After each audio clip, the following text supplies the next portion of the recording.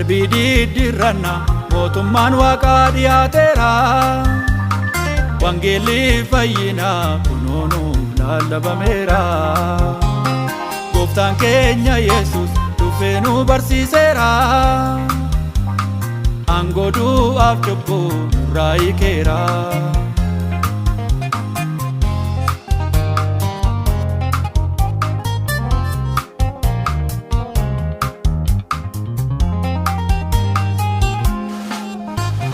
Kottaa yaa namoota qalbii diddiirrannaa, jireenya argachuuf Gooftaatti amannaa.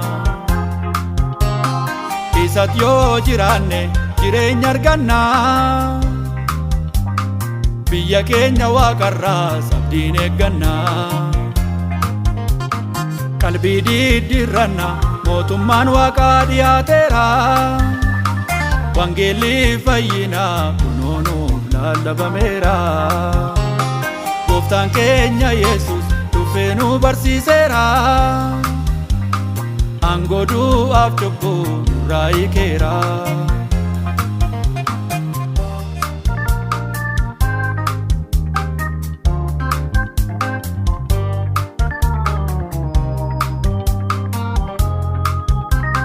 Yesuusin kan qabu jireenya qaba. Waaqarraa kan dhufe ilma Waaqayyo Abbaa. Lubbuusaa nuuf laate nu jaallateera.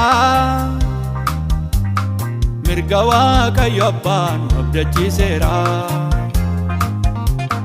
Qalbii diddiirranna mootummaan waaqaa dhiyaateera. Wangeelli fayyinaa kunoo nuuf lallabameera. Gooftaan keenya Yesuus dhufee nu barsiiseera. Aangoo du'aaf cubbuu nurraa hiikeera.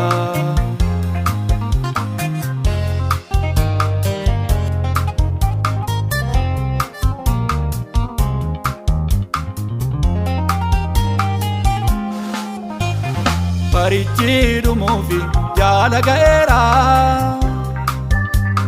Mootichi moototaa dhufuuf qophaa'eera. Ayyaana arganneen Gooftaatti jabaannaa. Halkanii fi guyyaa dammaqnee kadhannaa. Qalbii diddiirranna mootummaan waaqaa dhiyaateera. Wangeelli fayyinaa kunoo nuuf lallabameera. Gooftaan keenya Yesuus dhufee nu barsiiseera. Aangoo du'aaf cubbuu nurraa hiikeera.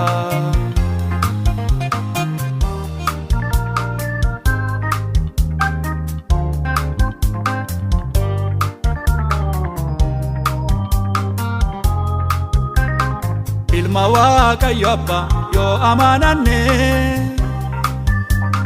qalbii diddiirranne yoo sakadhanne. Amantiin adeemna daandii dhiphaarraa. Gammachuun hirmaannaa eebba waaqarraa. Qalbii diddiirranna mootummaan waaqaa dhiyaateera. Wangeelli fayyinaa kunoo nuuf lallabameera. Gooftaan keenya Yesuus dhufee nu barsiiseera. Aangoo du'aaf cubbuu nurraa hiikeera.